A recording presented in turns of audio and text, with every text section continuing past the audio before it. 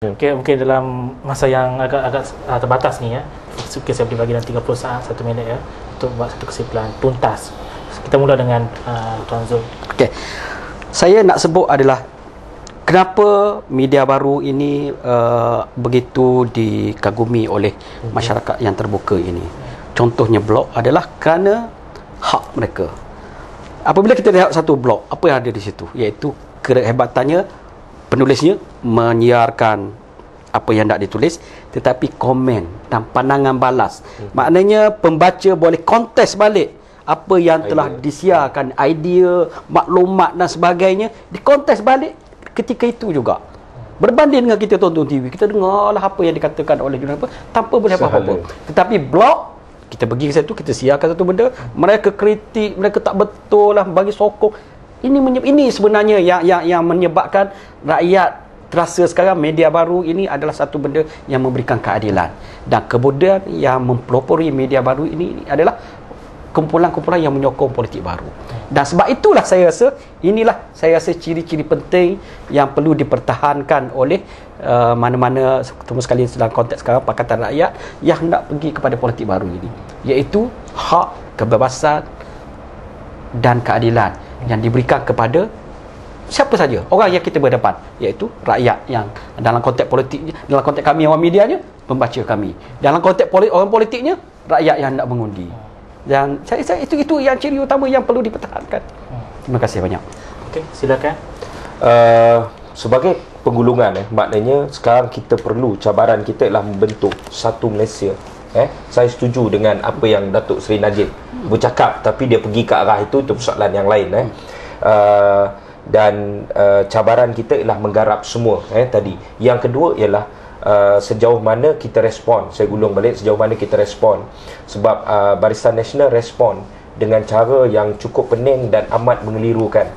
Hari ini mereka bersungguh-sungguh menggantikan Datuk Seri Najib dengan Pak Lah Badawi, gantikan Pak Lah dengan Najib, dengan mereka percaya bahawa mereka kalah kerana Pak Lah Badawi, kerana Pak Lah mereka kalah. Tapi hakikat sebenarnya bagi kita, bagi seluruh rakyat, Pak Lah ke Najib ke sama aja.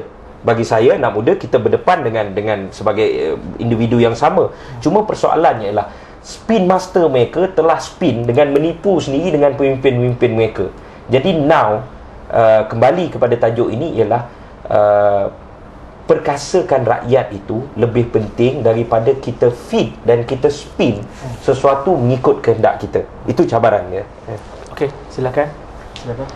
Sebenarnya rakyat sekarang ni tidak seperti mana UMNO dapat kuasa dulu.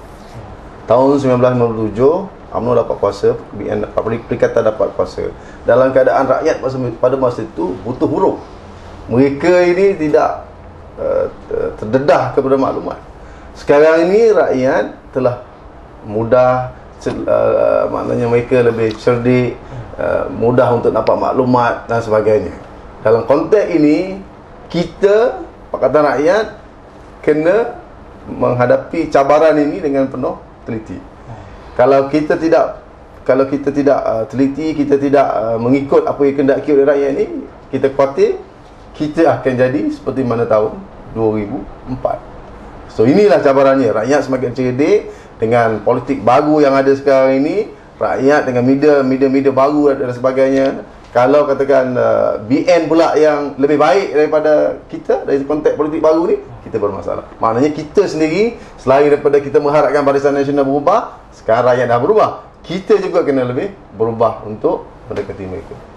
Saya rasa kesimpulan yang telah dibuat oleh ketiga-tiga panel ni, saya rasa sudah cukup untuk beritahu tentang perlunya politik baru ini diperkasakan. Dan saya mewakili kru TV PAS sekali lagi mengucapkan terima kasih kepada Tuan Zulkifli Sulong, Ketua Pengarah Eksekutif Akhbar Siasat, Saudara Badrul Hisham Shahrin atau lebih kenal sebagai Cikgu Bat, Pengerusi Solidariti Anak Muda Malaysia SAMM dan MT PKR Pertikaian Rakyat. Dan terima kasih juga kepada Saudara Suhaizan Kayat, Ketua Penerangan Dewan Pemuda PAS Pusat, kerana sudi hadir untuk berkongsi pandangan dan berbincang tentang memperkasakan politik baru. InsyaAllah di luar sana kita pulangkan kepada rakyat sendiri untuk mencanai fikrah tentang politik baru. Pastikan Malaysia akan datang jauh lebih gemilang daripada apa yang kita kecapi pada hari ini. Assalamualaikum dan salam sejahtera.